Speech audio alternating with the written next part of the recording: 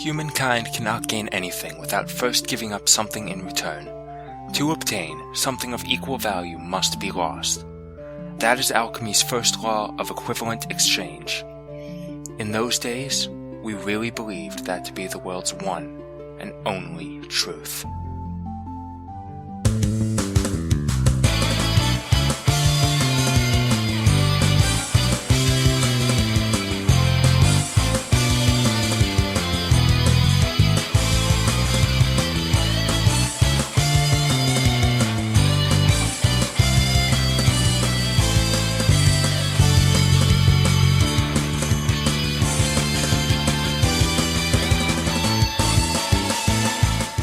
Let's call back to my last two list videos.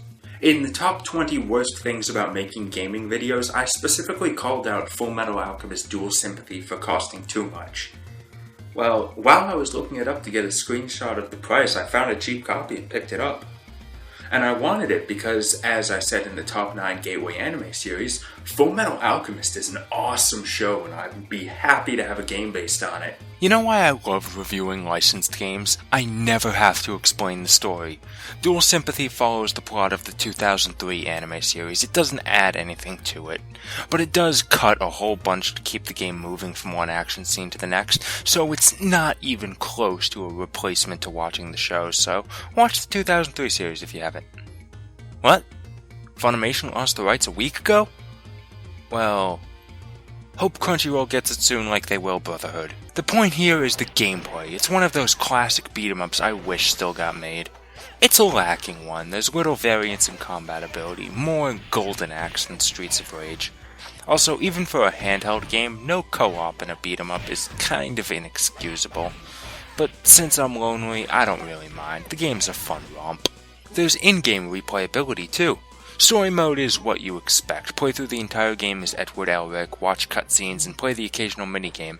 Every once in a while you'll get Alphonse by your side, but it's mostly a solo adventure. Don't lament Al's absence though, he's a dope. But beating the game unlocks character mode, which lets you play the entire game with minimal interruptions from the fights. It even lets you play as other characters like Scar and Mustang. There's no customization on the pairings though, each character has a set partner. Most of the time the partner is Ed or Al, who is also selectable, but there's no way to play as partners Maze Hughes or Riza Hawkeye, even in segments where you played as Al in story mode. Unlocking new characters is always a cool bonus, but here it's a missed opportunity. You play the entire game as Edward, aside from a couple Alphonse minutes, and I understand playing the majority of the game as him, but it sticks to the story and therefore doesn't have fights Ed wasn't a part of, which means some important fights are skipped. Playing the entire game as Ed should be a character mode thing, while story mode should switch between all characters depending on the scene.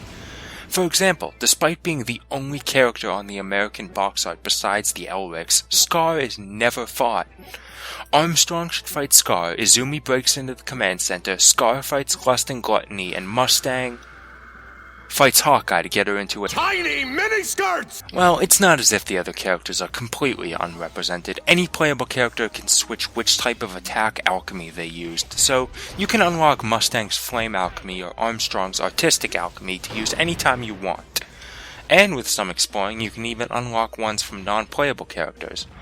But honestly, default punches and Ed's cannon are enough to take care of any threat. The only other alchemy I use is Marco's Philosopher's Stone, because it can refill some health and health pickups are rare. Of course, being a Fullmetal Alchemist game, alchemy is a part of battle. There are two icons on the touchscreen, which is kind of annoying. The manual refers to them as button L and button R, but you can't use the DS's L and R buttons as a shortcut. It'd be easier not have to move my hands off the buttons. You've got both attack and defense alchemy. Attack is the one that can be switched, while defense is always a wall. They're both useful to get past obstacles during stages, either breaking obstacles or walking over them, and they're good during boss fights. But again, normal punches are good enough for standard enemies, so the alchemy is sort of underutilized. Maybe smart usage is required in hard mode. This is a DS game, so that's not the only time the touchscreen is used, and I'm not just talking about requiring it for the menus, which sucks already. Spread through the story are mini-games, which all use the touchscreen, either to untie ropes, chop wood, draw transmutation circles. It's harmless, if not needed. But this boulder running game sucks. You need to tap both sides of the screen in quick succession to run away. It's really hard to do on a DS, but it's impossible on an emulator unless you go frame by frame. If Desmoom didn't have that feature, I wouldn't be able to record the game. But you can pet the character on the main menu and get them to react. Yes, that is the English voice cast. A couple of them provide the handful of voiced cutscenes. It's just the dialogue from the show, but it's a good touch. I wouldn't have expected them to replace the Japanese voices. Mustang still sounds wrong, though. Remember the pay. Sound as a whole is a high point. The music in the game is surprisingly good. I'm a big fan of both Lior themes. Presentation as a whole is fine. The cutscenes are a weak spot, though. They're just still frames from the anime, and only a few have motion, with talking heads for the dialogue. Sprites are damn nice, though. Not that they have many frames of animation, but they're detailed without being big. I'm particularly a fan of Al's shading.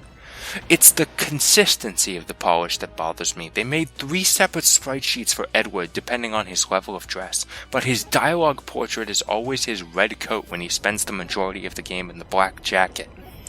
Also, not every dialogue portrait has animation for talking. Considering how much a complete copy of the game goes for, usually $25, which is more than I paid for Chrono Trigger, I was kinda surprised to see the game was only 2 hours long.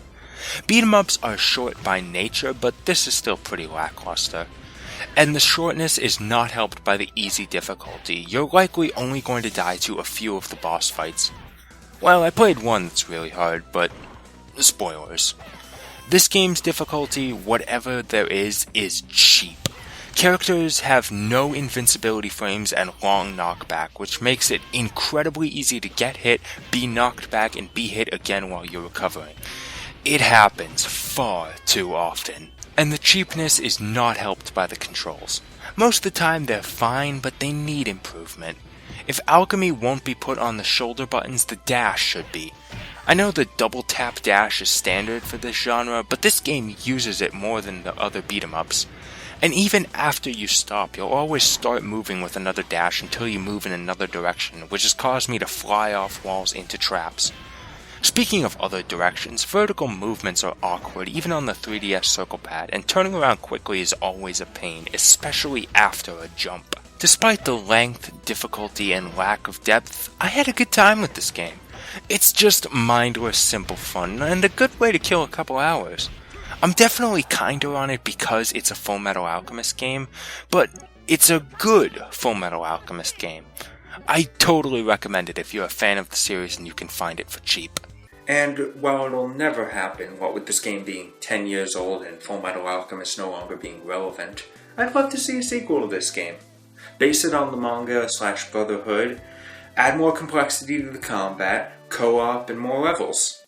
And more characters with the ability to choose between them freely and more variance between them. Make alchemy a cool character trait, but not necessary to complete the game so you can fit Ling in. And Ron fun, that's the important part. Thank you for watching this video. If you enjoyed it, please consider subscribing. I'm also a part of a Let's Play channel you can check out if we ever upload, or you can look at my Twitter account where I've posted some strange things. I'm probably working on the next video now, so stay tuned.